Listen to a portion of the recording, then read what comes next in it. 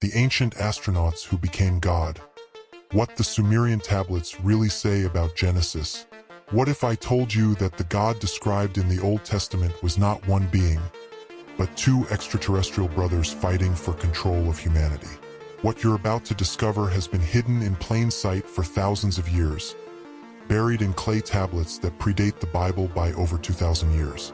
Everything you thought you knew about human origins is about to change. The story we've been told, the one passed down through generations, might be the greatest case of mistaken identity in human history.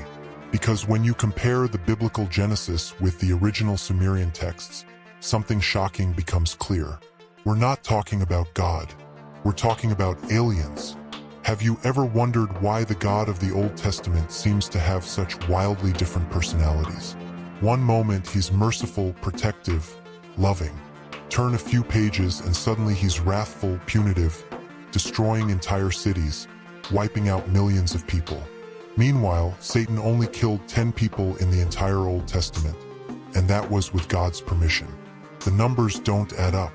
The behavior doesn't make sense, unless we're not dealing with one entity at all. The New Testament is remarkably consistent. Jesus preaches the same message from beginning to end. His character remains coherent throughout his entire ministry, death, and resurrection. But the Old Testament, it reads like two completely different personalities occupying the same role. Some theologians have struggled with this for centuries, calling it divine mystery. But what if the answer is far more straightforward and far more unsettling? When we examine the Sumerian clay tablets that were written around 2800 BCE, over 2,000 years before the Old Testament was compiled, we find the exact same stories. The Garden of Eden located between the Tigris and Euphrates rivers. The expulsion of the Adamic race from paradise. Even the first flood narrative featuring a character named Ziusadra, the Sumerian Noah, who was warned by advanced beings about the coming deluge and instructed to build an ark and save the animals. These aren't coincidences. These are direct parallels written in stone millennia before Moses was even born. In 2500 BCE, Sumerian tablets describe how Adam was influenced by the serpent to eat from the forbidden tree. But here's where it gets interesting. The serpent isn't what you think it is. Adam isn't who you think he is.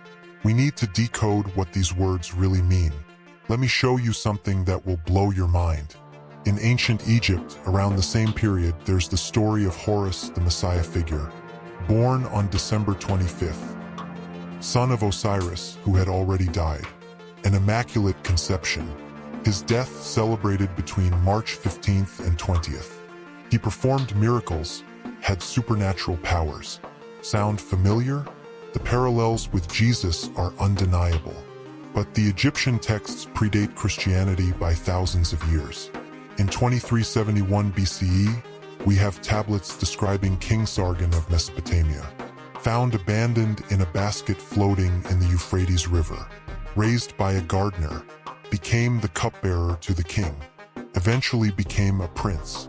This story is almost identical to the life of Moses. Either Moses copied Sargon's biography, or they're describing the same events through different cultural lenses.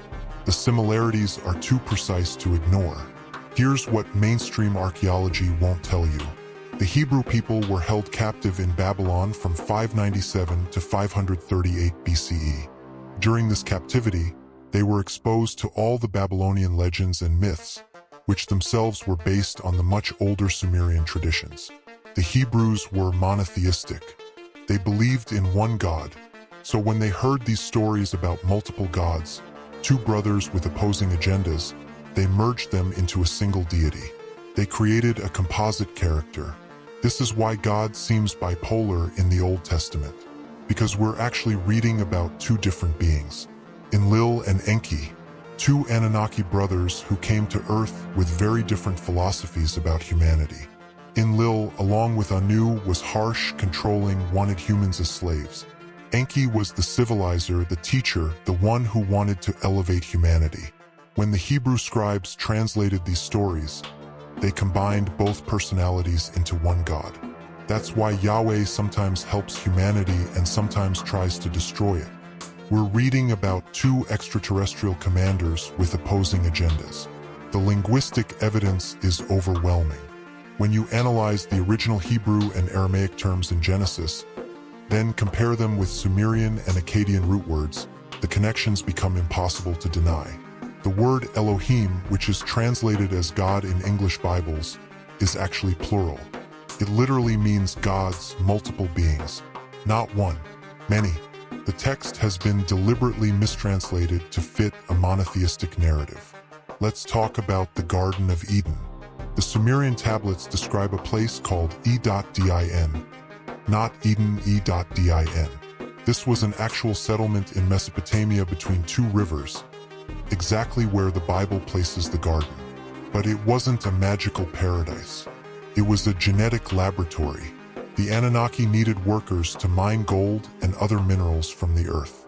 Mining is brutal, exhausting work, so they created a hybrid species by mixing their DNA with the DNA of the primitive hominids already living on this planet. This is what the Adam and Eve story really describes. Not humans made from clay by a magical deity, but a genetic engineering project carried out by advanced extraterrestrials. The serpent isn't Satan. The serpent is Enki himself. In Sumerian culture, the serpent was the symbol of wisdom, knowledge, and genetic expertise. Enki was represented by the serpent because he was the chief scientist, the geneticist who created humanity. Here's where it gets even deeper. The forbidden fruit wasn't an apple. That's a medieval addition to the story. The original texts describe eating from the tree of knowledge. What does that really mean? It means Enki gave humanity something the other Anunnaki didn't want us to have. Consciousness, self-awareness, the ability to think independently, to question, to create. Enlil wanted dumb slaves. Enki wanted intelligent partners. That's the real conflict at the heart of Genesis. When Adam and Eve ate the fruit, they suddenly realized they were naked. They became self-aware. This wasn't about sin. This was about a genetic upgrade. Enki enhanced the human genome to give us higher consciousness, and Enlil was furious because now the slaves could think for themselves. That's why they were expelled from E.din. Not as divine punishment, but because Enlil didn't want conscious humans near the Anunnaki settlements. The tablets describe how these beings came from Nibiru, a planet or spacecraft that traveled through our solar system. They came here approximately 450,000 years ago, long before modern civilization. At first, they did the mining themselves, but the work was too hard even for them, so they decided to create a worker species. The tablets explicitly describe genetic mixing, taking DNA from themselves and combining it with the DNA of Homo erectus, creating Homo sapiens. We are literally their hybrid children. The evidence is in our DNA. Human beings have 23 chromosome pairs. Our closest genetic relative, the chimpanzee, has 24 pairs.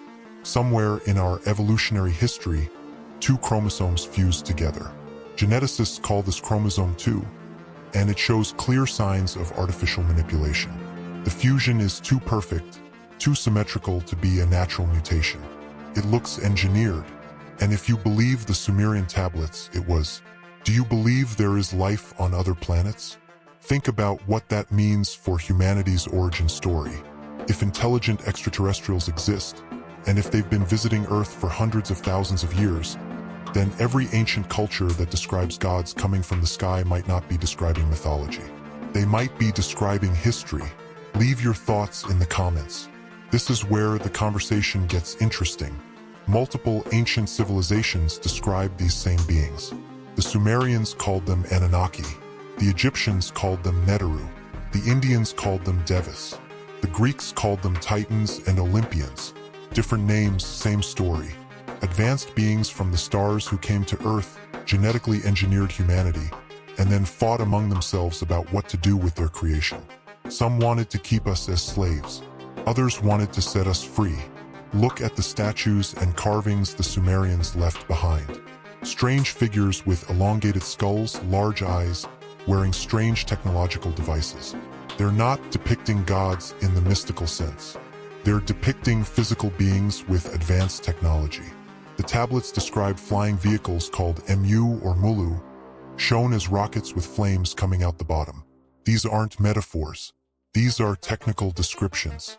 One statue shows a being wearing what looks like a scaly fish suit. But when you read the texts, you realize this wasn't a costume. It was a binaural interface, a technological garment that amplified their psychic and mental abilities. The same type of scaled clothing appears in Egyptian depictions of Osiris, in Babylonian descriptions of Oannes, across multiple cultures separated by thousands of miles and centuries, because they were all describing the same technology worn by the same beings. The Great Flood. Every culture has a flood story. The biblical Noah, the Sumerian Zayusadra, the Akkadian Utnapishtim, the Hindu Manu, the Greek Deucalion. Mainstream archaeology says these are just myths inspired by local floods. But what if they're all describing the same global catastrophe? The Sumerian tablets say Enlil, tired of humanity's rebellion and noise, decided to wipe us out using a natural disaster he knew was coming. But Enki, who loved his creation, secretly warned certain humans and told them how to survive. This is the real story of Noah's Arkansas. Enki defied his brother Enlil to save humanity from extinction. The ark wasn't just a boat. According to some interpretations of the tablets, it might have been a genetic storage facility, a way to preserve the DNA of all Earth species. Enki gave humanity the knowledge to survive the cataclysm that Enlil wanted to use to destroy us. And when Enlil discovered what Enki had done, their conflict escalated into what the tablets call the War of the Gods. These weren't spiritual battles fought in heaven. These were physical conflicts fought right here on Earth with advanced weapons that ancient people didn't have words to describe. The tablets talk about weapons that could destroy mountains, create storms, unleash terrible plagues. When archaeologists excavate ancient sites in Iraq, they find layers of glass in the soil, the kind of vitrification that only occurs at extreme temperatures like nuclear blasts. Something devastating happened here. Something that matches the timeline of these ancient conflicts. Fast forward to around 600 BCE. The Hebrew people are in Babylonian captivity, living among the ruins and remains of Sumerian civilization. The Babylonian priests still have access to the old tablets. They're teaching these stories to anyone who will listen. The Hebrews absorb these narratives, but they have a problem. They're monotheists. Their entire identity is built around worshiping one God, Yahweh. So they take these stories about Enlil and Enki, about Anu and the Anunnaki Council, and they compress them into a single entity. Every time the tablets describe Enlil destroying cities or commanding genocide, the Hebrew scribes write it as Yahweh being wrathful. Every time the tablets describe Enki helping humanity or teaching us agriculture and civilization, they write it as Yahweh being merciful. They're describing two completely different beings, but translating them as one God with contradictory behaviors. This is why biblical scholars have struggled for millennia to reconcile the Old Testament God's dual nature. They're trying to rationalize something that was never meant to be one personality. The story of Adam and Eve, the tablets call the first created human Adamu, meaning the one made from clay or earth. But the word also means earthling, someone of this planet. Eve's name in Hebrew is Chava, meaning life-giver or mother of all living. But in the Sumerian texts, the chief scientist who directed the genetic experiments was a female Anunnaki named Ninti or Mami, also called the Lady of Life. She's the one who mixed the Anunnaki DNA with Earth DNA. She's the real mother of humanity. The biblical Eve is a compressed version of this genetic engineer. And the serpent, in Sumerian iconography, Enki is always shown with serpents or as a serpent, not because he was evil, but because the serpent represented wisdom, medicine, and genetic knowledge across ancient cultures. The rod of Asclepius, still used as a medical symbol today, is a serpent coiled around a staff. The caduceus shows two serpents representing DNA's double helix. These symbols are ancient. They come from a time when someone understood genetics at a molecular level. When the tablets say Enki gave humanity knowledge, they're describing a genetic upgrade. He literally altered our DNA to give us higher intelligence, longer lifespans, greater potential. This is why Enlil was furious. The slaves weren't supposed to be smart enough to question their masters. But Enki had other plans. He wanted us to evolve, to become equals, maybe even to eventually join the Anunnaki as fellow spacefaring beings. Look at human history after this point. Suddenly, around 4000 to 3000 BCE, civilization explodes. Agriculture, writing, mathematics, astronomy, architecture, all appearing almost simultaneously in Mesopotamia. The Sumerians built ziggurats, massive stepped pyramids. The Egyptians built the pyramids at Giza. The precision of these structures defies explanation using the primitive tools these cultures supposedly had. Unless they had help. Unless they were taught by beings with advanced knowledge. The tablets describe Enki establishing the first schools, teaching humans agriculture, animal husbandry, mathematics, astronomy, medicine. He gave us the tools to build civilization. Meanwhile, Enlil and his faction wanted to keep us ignorant and subservient. This conflict plays out throughout ancient history. Every time humanity advances, there's a corresponding attempt to suppress or destroy that knowledge. The burning of the Library of Alexandria, the suppression of scientific advancement during Dark Ages, the persecution of free thinkers throughout history. Some researchers believe this conflict never ended. The same factions that existed in ancient Sumeria might still be operating today, just in different forms. One group wants humanity to evolve, to spread throughout the galaxy, to reach our full potential. Another group wants us controlled, manageable, extracting our labor and resources while keeping us ignorant of our true origins and capabilities. Every major conspiracy theory, when you trace it back far enough, seems to touch on this fundamental split. The Anunnaki didn't just come here for gold. The tablets describe them needing specific minerals and resources that Earth had in abundance. But they also describe something else. They needed us, not just as workers but as anchors. The tablets hint that Earth's unique position in the solar system, its electromagnetic properties, its biodiversity, made it valuable beyond simple resource extraction. Some interpretations suggest they needed human consciousness itself for purposes we still don't fully understand. When you look at ancient art and artifacts through this lens, everything changes.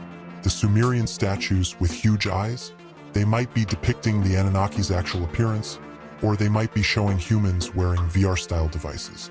The Egyptian hieroglyphs showing people holding strange objects that look like light bulbs powered by cables?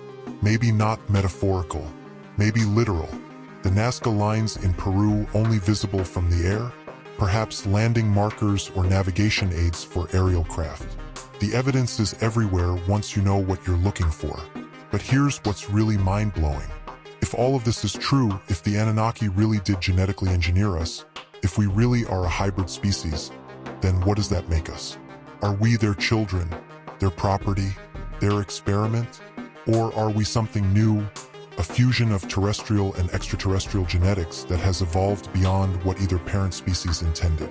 The tablets suggest that human beings have potential that even the Anunnaki didn't fully predict. We're adaptable, creative, resilient in ways that surprise even our creators. This is why Enki fought so hard for us.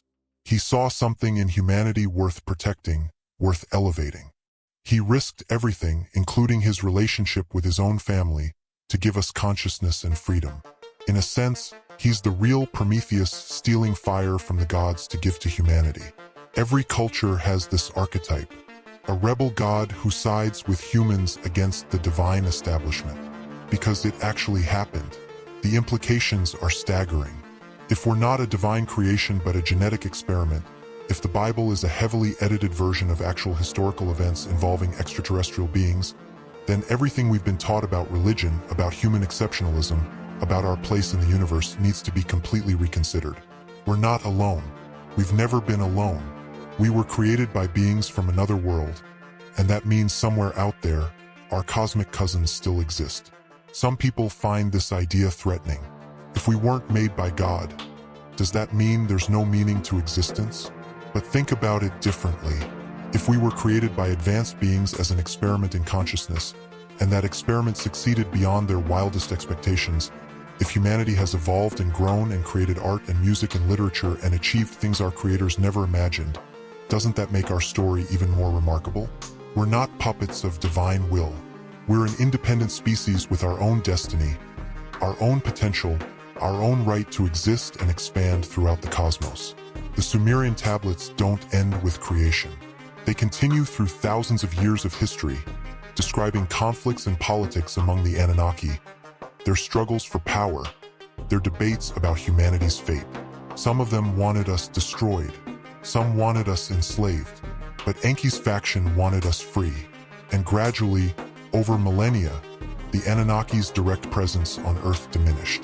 The tablets suggest they left, or at least withdrew from direct governance, leaving humanity to our own devices.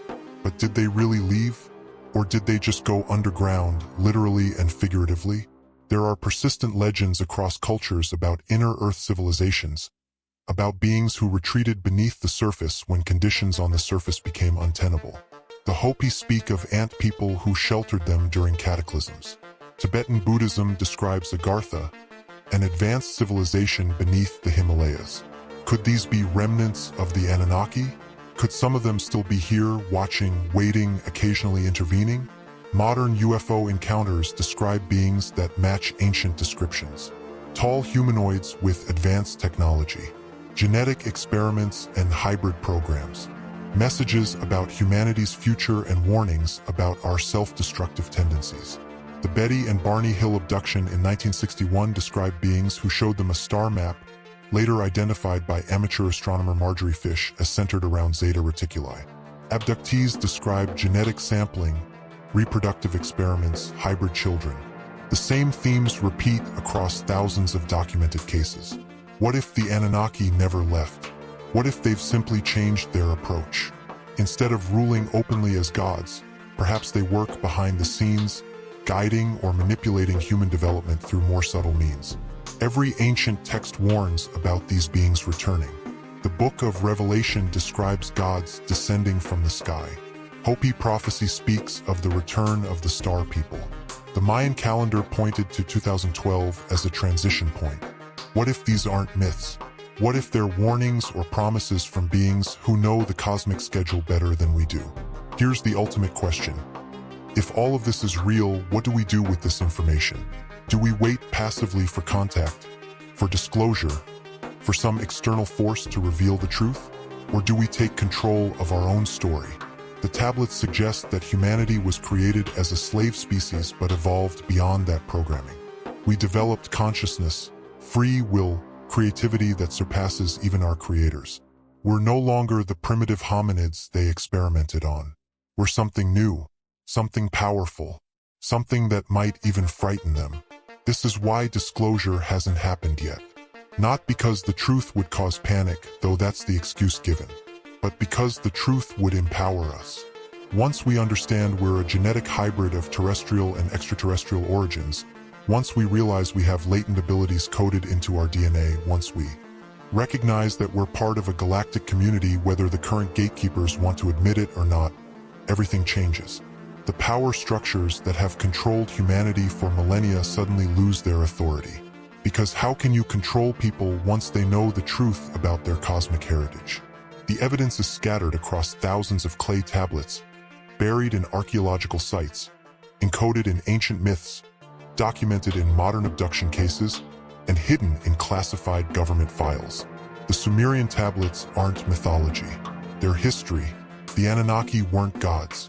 They were beings with advanced technology, and we are their legacy. The question isn't whether this is true anymore. The question is what we're going to do now that we know. Every piece of this puzzle is available for you to research yourself. The tablets have been translated, the archaeological sites excavated, the DNA evidence documented. Don't take my word for it. Go look at the Sumerian artifacts in museums. Read the translations of scholars like Zechariah Sitchin, however controversial. Study comparative mythology. Look at the linguistic connections between ancient languages. Follow the genetic breadcrumbs in our own DNA. The truth is out there, and more importantly, it's in here, written in every cell of your body. We are the children of the stars. We carry within us the genetic legacy of beings who traveled between worlds, who possess technology that still seems like magic to us, who debated our fate and ultimately gave us the gift of consciousness even though it cost them their comfortable slave labor. We are their unfinished experiment, their most successful creation, and possibly their greatest mistake because we grew beyond their control. We are humanity, and our story is just beginning. This is the moment where you have to decide. Do you dismiss this as fantasy, as ancient astronaut nonsense, as conspiracy theory?